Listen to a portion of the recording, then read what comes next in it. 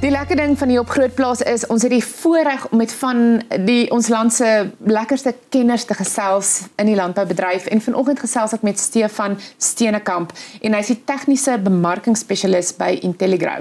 Stefan, baie welkom hier by Grootplaas. Baie dankie dat ons hier kan wees saam met julle vandag. Is vir my so lekker. Ek dink ons moet afskop. Die aartappelmotplaag, wat is dit?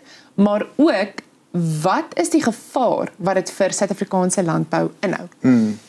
Ja, absoluut. So ek dink net om af te skop, dat ons eers gaan kyk wat is aartappelmot en net gevindig aan sy siklus raak. So ek is nou nie 'n gekwalifiseerde entomoloog by naam nie, alhoewel ek Maar ek seker het genoeg kennis. probeer ten minste. Daarom gee mentors ook. Ja. So ons gaan kyk na aartappelmot. Natuurlik kry jy die mannetjie en die wyfie en sodra hulle mekaar vind, gewoonlik vroeg in die seisoen, sodra hulle mekaar vind paring plaas binne dag tot 2 eierlegging, weer dag tot 2 is die eiertjies fisiologies ryp, waarna hierdie eiertjies dan natuurlik uitbroei. Sodra die eiertjies uitbroei, beweeg hierdie larfies, hulle is kleiner as 0.1 of kleiner as 1 millimeter wat hulle nou beweeg, migreer tot in die blaar en dan van daar af begin voed. Ons sal nou daaraan raak waar die skade aankom. Van daar af weer na die larfies het hulle deur hulle instaars beweeg om fisiologies deur die fisiologiese stadiums te beweeg wat dan tussen 7 en 14 dae is. Na dit gaan hulle in hulle papie of in hulle kokonfase in weer 7 tot 14 dae en daarna as dit voltooi word is dit dan natuurlik waar hulle weer volwasse maatjie is en dan herhaal die siklus homself. So dit kan varieer tussen 28 en 35 dae, maar die twee sterk drywers vir hierdie fisiologiese proses is natuurlik temperatuur en dan nou vog. So hierdie kan verskil in jou warmer klimate waar dit baie vinniger is, waar jy 'n siklus 'n maand kan hê tussen 12 en 14 siklusse 'n jaar. En in jou kouer areas wat gebreek word, byvoorbeeld as die Oos- en Wes-Vrystaat, kan dit wees 'n paar siklusse 'n jaar, maar omdat die siklusse vertraag word tot 'n paar maande. So dit is in kort, maar wat ek probeer oordra is dat omdat die siklusse so vinnig kan herhaal, dis 'n baie dinamiese en komplekse insekbes, is hulle baie vinnig is hulle in staat om baie vinnig hulle populasie dinamika in groot volumes te kry. En dit is waar die gevaar lê van aartappelmot. Die groot ding en hoekom dit 'n gevaar vir boere is juist omdat dit so vinnig kan die populasie dinamika so groot word, kan dit lei dat die skade baie vinnig in plek kan kom. En dit is nou waar die skade is nie noodwendig vroeg in die seisoen nie, maar wat gebeur is, na die larfies uitbroei, beweeg en is geset in die blaar en hy begin voed en hy penetreer die boonste epidermis van die blaar, beweeg in die mesofylaag, so hy voed tussen die boonste en onderste epidermis van die laag en hy voed in die gedeelte. En dit voltooi hy tot in sy lewensiklus voltooi. Maar wat veroorsaak is dat hy nou al die fotosintetiese kapasiteit van die blaar of van die plant voed, en ek meen as daar groot oppervlakte op gevoed word, verloor hy die kapasiteit om te fotosinteer, waar suikers geproduseer word en dit wat nou weer na die aartappels toe gaan op 'n van die dag. So vroeg in die seisoen kan dit lei tot blaredakverlies, wat lei tot 'n lae opbrengs en later in die seisoen as die infestasie hoog is, beweeg hulle of migreer hulle af na die grondsone toe, waar of die eiertjies rondom die halempies wat deur die grond gebreek het gelê word of op die klein krakies, nie noodwendig die makroskopiese krakies, maar die meso- en mikroskopiese krake ook, waar hulle dan afbeweeg en die knolle infekteer en dan tot ekonomiese skade lei. So eintlik wat jy vir my wil sê is, een oomblik lyk dit asof daar geen probleem is nie, maar voor jy uitvee is dit baie vinnige probleem, juis omdat die siklus so vinnig gaan, nee? Absoluut. So ek mag ongelukkig nie die gesegde sê nie, maar dit is presies, maar ek gaan. dit bekruip jou gewoonlik. So die belangrike ding is, gewoonlik is juist omdat die lewensiklus afhangend van temperatuur en vog is, is dit baie belangrik om dit in ag te neem.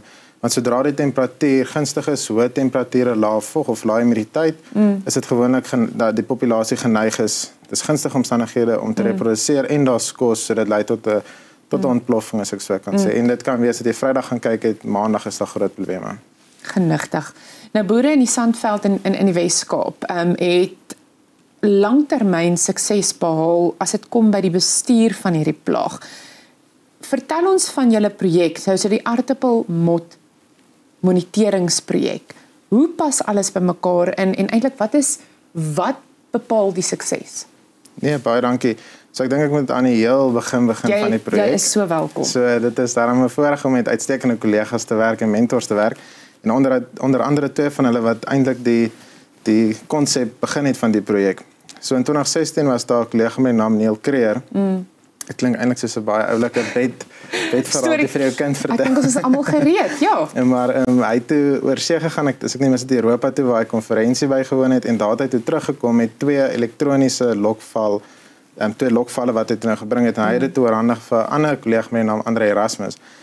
En hierdie kollega, ek noem nou oom Andre, en hy het toe nou gegaan en hy het toe nou in die sandveld het hy een van die op gaan sit en hy het begin met dit op aardappellande en hy het die ander een in die Kaapse vlakte op groentelande gaan neersit. En toe die lokvalle dopgaan, die getalle dopgehou en sodoende het hy gesien wat gebeur met daar's 'n populasie wat toeneem of afneem gegee word die omstandighede.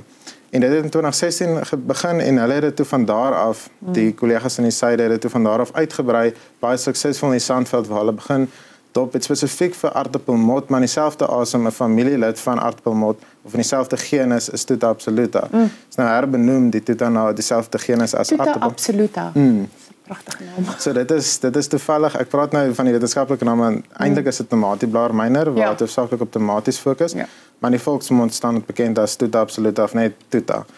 En hierdie beide van hulle is 'n groot probleem op aardappels, veral in die Sandveld area, waar Tuta hoofsaaklik net voed op die blare en nie afbeweeg na die aardappels toe nie, en waar aardappelmot op die blare voed en afbeweeg na die aardappels onder die grond toe.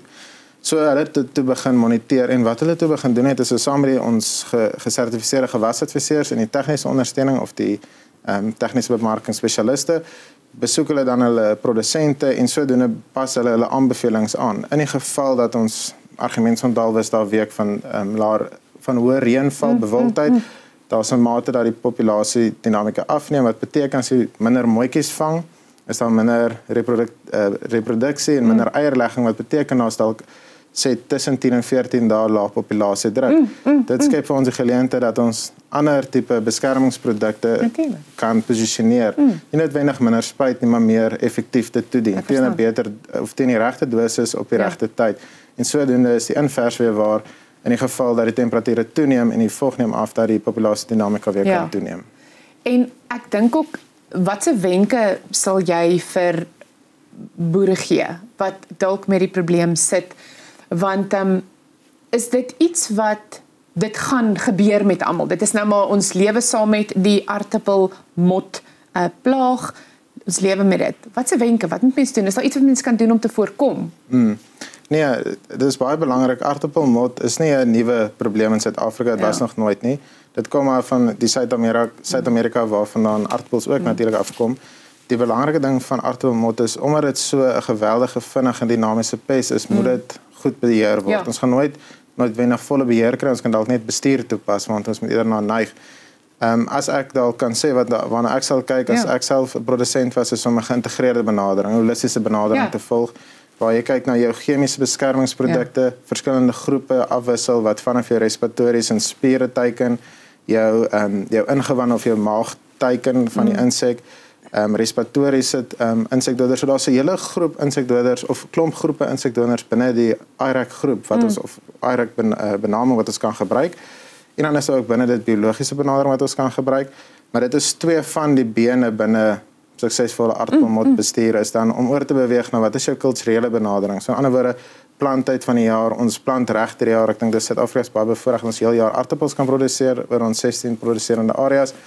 Maar ook dit bring sy reeks van ander uitdagings. Ook natuurlik die wisseling of rotasie van jou gewasse en lande wat jy gebruik. Gewoonlik so 'n duimreël van 3 tot 4 jaar.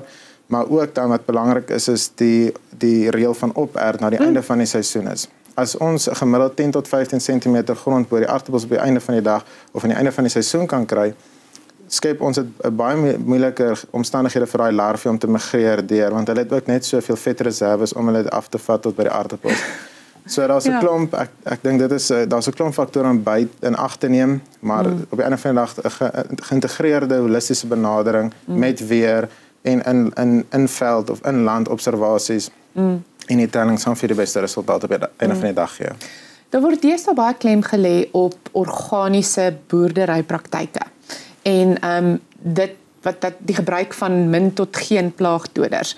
Kan mens 'n plaag soos hierdie op daai manier voorkom? Ek lag om meer effektief te wees? Ek dink as ek 'n produsent was, sou ek nou graag wil weet wat hierdie jong Wat is hierdie antwoord? Almal sit so en kyk.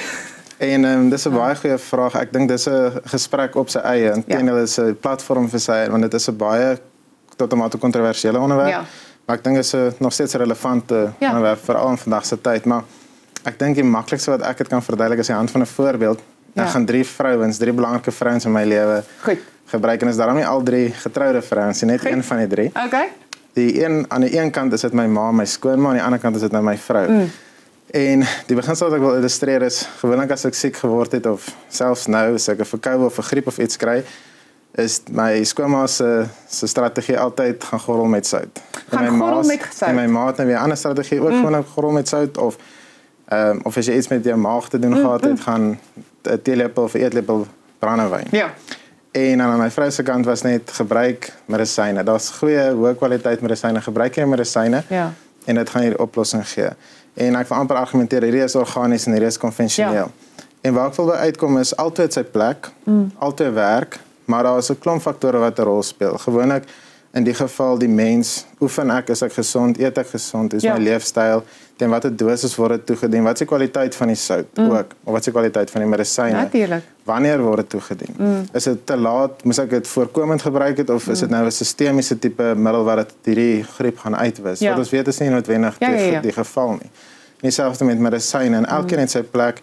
Een is in sekere gevalle meer genavors as die ander een, maar altyd ook sy risiko's. Maar as jy dit reg gebruik, is dit veilig. En ek dink dit skakel nou baie mooi by die eerste vraag in is, want Intelligrow glo is dat ons 'n holistiese, geïntegreerde waardeaanbod na die produsent te bring is dat ons wil kyk, hoe kan jy die verskillende maniere van beheer, nie net op aardappelmot, maar regdeur die verskillende spektrum van gewasse waarvoor ons produsente produseer, ook vanaf chemie, biologie.